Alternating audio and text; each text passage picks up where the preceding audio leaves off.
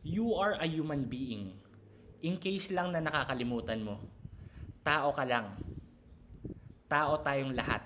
Ikaw, ako, tayong lahat. Lahat ng mga nagmamahal sa iyo, lahat ng mga taong hindi nagmamahal sa iyo, we are all human beings. Tao tayong lahat. Kahit yung mga tao nagsasabi na mukha silang kabayo or mukha silang aso, they are still human beings. Lahat tayo, whether ang kutis mo ay puti, kutis mo ay itim, kutis mo ay kayumanggi, mataangos ang ilong mo, pango ang ilong mo, nakataas ang buhok mo, mahaba ang buhok mo, maiksi ang buhok mo, we are all human beings. Baka lang nakakalimutan natin that human beings have limitations. And human beings are all imperfect. Lahat tayo imperfect, lahat tayo nagkakamali, lahat tayo nagfe-fail. So kung lahat tayo nagkakamali, lahat tayo nagfe-fail, bakit pag nag-fail ka, galit na galit ka? Na parang feeling mo na hindi mo deserve magkamali. Na akala mo na kapag ikaw ay pumalpak sa isang bagay, katapusan na ng buhay mo, na wala ka ng karapatang maging tao. You are a human being. Of course, we all have limitations. Of course, sometimes nagtatagumpay tayo, sometimes nananalo tayo, but sometimes natatalo tayo. Huwag mong kalilimutan yon. May mga bagay din naman na nakakalimutan natin that may mga bagay tayo na nakokontrol natin at may mga bagay tayo na hindi natin nakokontrol.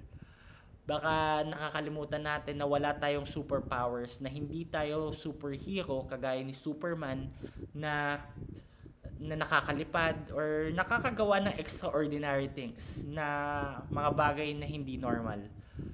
Huwag niyong kalilimutan na wala tayong mind control, na kala natin kaya nating basahin ang utak ng ibang tao. Meron tayong mga bagay na kayang kontrolin tungkol sa ibang tao. Minsan pinipilit natin kontrolin ang mga bagay na hindi naman natin kayang kontrolin. Minsan kinokontrol natin kung ano ang sinasabi ng ibang tao, kung ano ang kinikilos ng ibang tao. Kinokontrol natin lahat. Many people are very control freaks.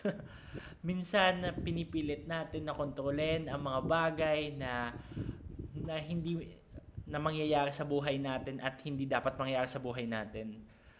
We are playing gods. But in reality, we are not God. May mga bagay na nakokontrol natin. Halimbawa, may dumating na problema. Ngayon, yung problema na yun, minsan hindi natin kayang kontrolin eh. Pipigilan natin na mangyari yung problema na yun. Yes, minsan pwede, minsan kaya natin kapag napredict natin ang mangyayari, so na-prevent agad natin siya from happening.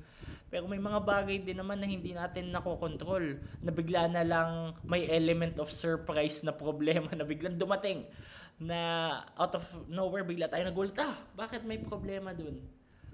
Pero ang kaya lang natin kontrolin dun is how do we react, how do we respond to things. Yes, naiintindihan ko minsan nakakagalit.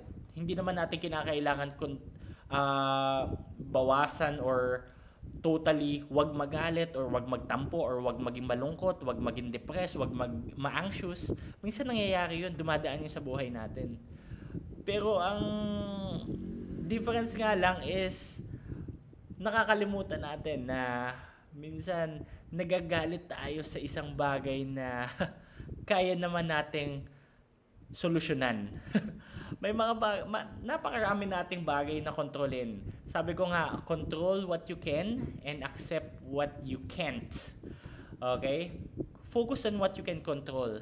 Then, just surrender the rest. Okay? So, sabi nga, natutunan ko when I was in college, nung nag-aaral pa lang ako sa university ng psychology, sinasabi nga doon that the only person that you can control is yourself. So how do we respond? How do we react to things?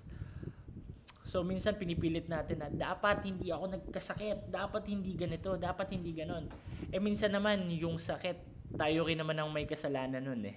Kasi probably hindi natin iningatan yung sarili natin. Nagbisyo tayo ng mas matindi sa kaya natin. Nagpuyat tayo. Or imbes na hindi magpaka-stress, pinipilit nating magpaka-stress. Yung mga maliliit na bagay, pinoproblema natin. Ayan tuloy, nagkasakit ka. 'Di ba? O minsan naman, out of nowhere, iniingatan naman talaga natin yung katawan natin. Pero still, may nangyari pa rin problema. May nangyari pa rin sakit. So, how do we react to that? 'Di ba?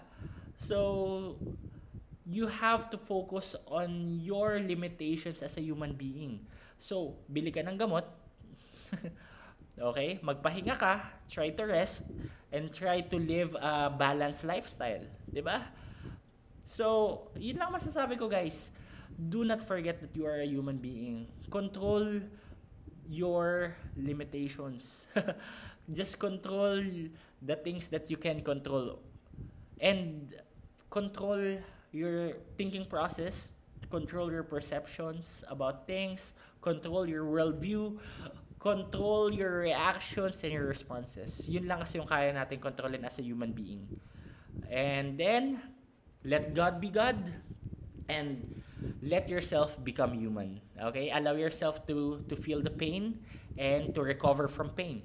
Okay? Try to react the way your life as a human being needs. Okay? So yun lang, guys, and I hope that this video helps you. And yeah, I hope to see you again on our next video. Have a great day.